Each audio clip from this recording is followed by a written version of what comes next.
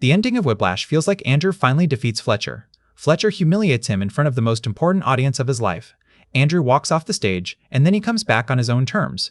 He chooses the song, controls the tempo, and forces Fletcher to follow him. It looks like freedom.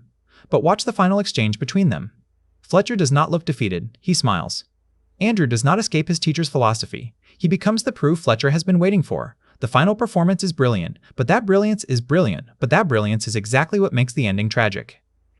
Fletcher's control begins long before the chair is thrown. When he first speaks to Andrew, he is calm, attentive, almost fatherly. He asks about Andrew's family, notices the absence of his mother, and tells him that he is in the room for a reason. Then he repeats the story of Charlie Parker becoming great only after a cymbal was thrown at his head.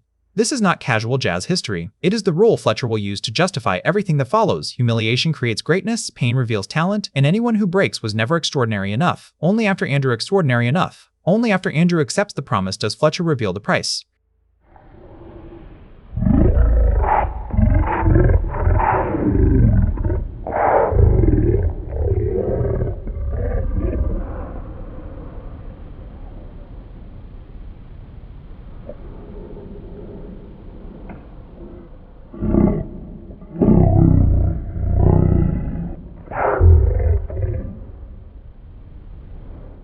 The disturbing part is that Fletcher does not invent Andrew's obsession.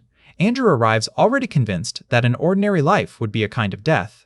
At dinner, he dismisses friendship, stability, and even a long life if those things mean being forgotten. He would rather become a legend and destroy himself than live safely without significance. That belief is why he ends his relationship before it can slow him down. He does not say that Nicole has actually stopped him. He predicts that she eventually will and sacrifices the relationship in advance. Fletcher recognizes this hunger and gives it a language. Suffering is not damage. Suffering is evidence that Andrew is serious.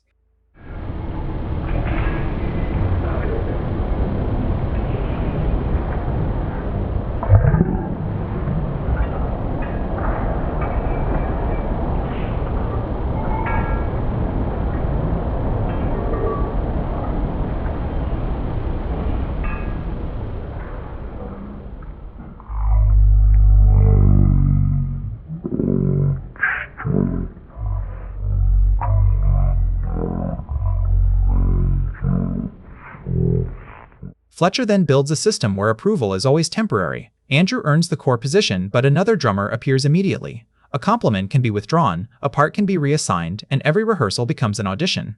The uncertainty is deliberate. Andrew cannot enjoy progress because Fletcher makes safety feel like weakness. The competition reaches its purest form during the all-night rehearsal. 3 drummers play until their hands split, while Fletcher keeps moving the standard.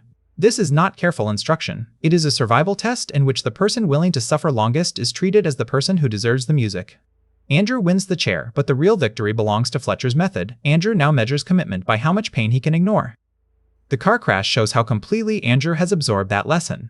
His body is bleeding, strangers are telling him to wait for help, and his only thought is reaching the stage. No one forces him to crawl out of the wreckage. No one threatens him at that moment. He chooses the performance because Fletcher has taught him that missing it would prove he never belonged there. The tragedy is not simply that Fletcher abuses Andrew, it is that Andrew begins performing the abuse on himself. He treats injury, fear, and basic self-preservation as excuses used by weaker people. By the time he attacks Fletcher on stage, the relationship appears to have finally broken, but the standard Fletcher planted inside him remains untouched.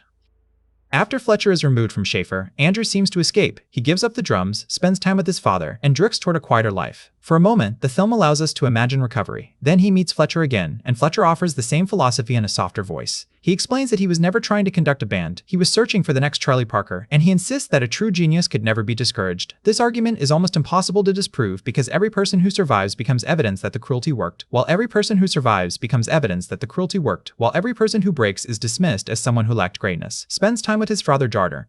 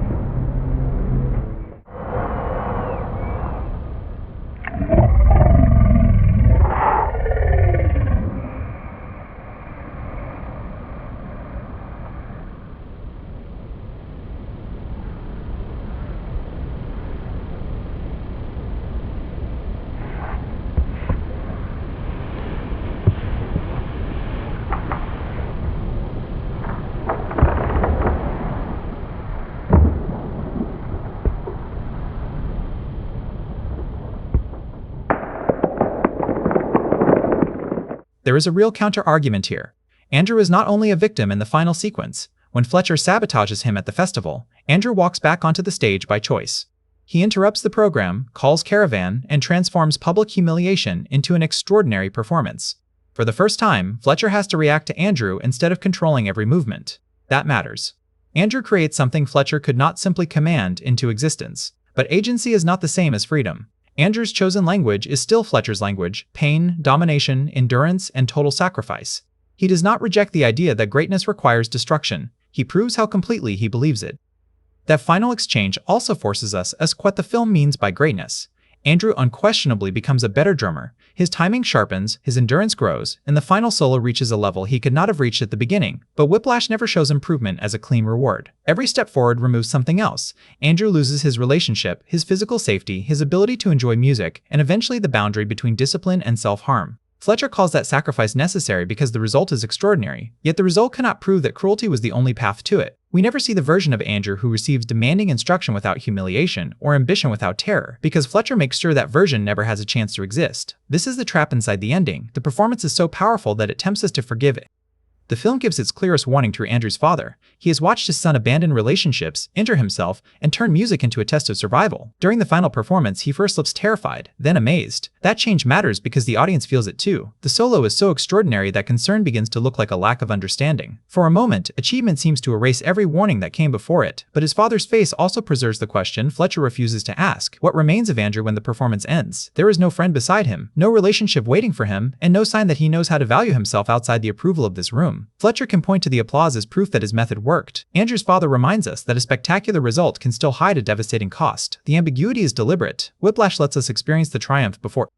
That is why Andrew's father is so important in the final minutes. He watches from the side of the stage and sees both the achievement and the cost.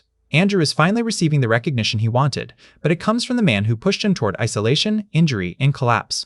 The final smile between Andrew and Fletcher is genuine. They understand each other completely. And that is the horror. Fletcher has found the student who turns abuse into evidence that the abuse was necessary. Andrew has found the approval he spent the entire film chasing. Neither of them has escaped. The performance may be a musical victory, but psychologically it belongs to Fletcher. Andrew does not defeat his teacher. He proves him right. So when you watch the ending, do you see liberation or the moment the cage finally protection?